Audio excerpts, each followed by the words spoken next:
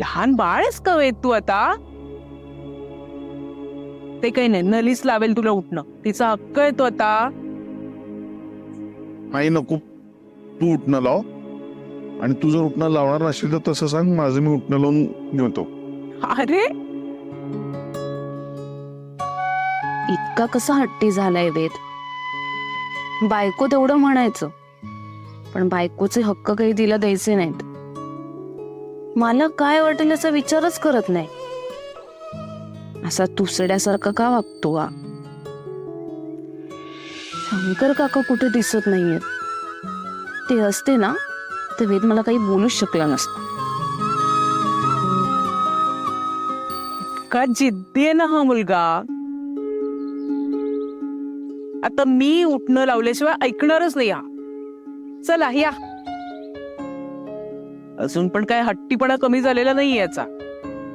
लहानपणी तर ना वेद हट्टच धरून बसायचा की बाबांच्या आणि सौरभच्या आधी मला उठणं लावायचं. त्यांच्या आधी मलाच आंघोळ करायची आहे, ती पण आईच्याच हाताने. अजूनही तसाच हट्टी आहे. चला उपरण काढा.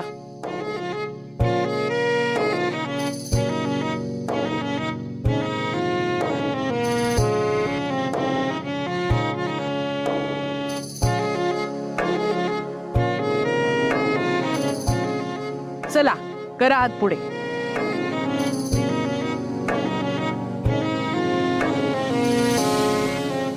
स्वतःवर विश्वास ठेव, स्वतःच्या प्रेमावर विश्वास ठेव. तुझ्या मनातल्या सगळ्या इच्छा पूर्ण होतील. विश्वास ठेव.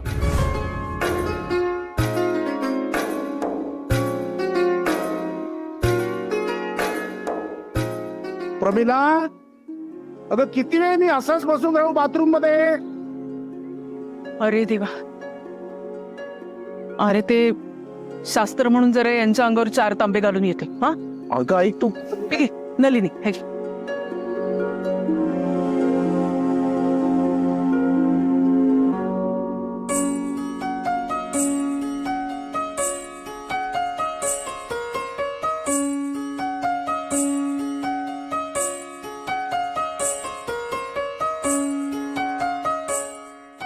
बापरे, वा.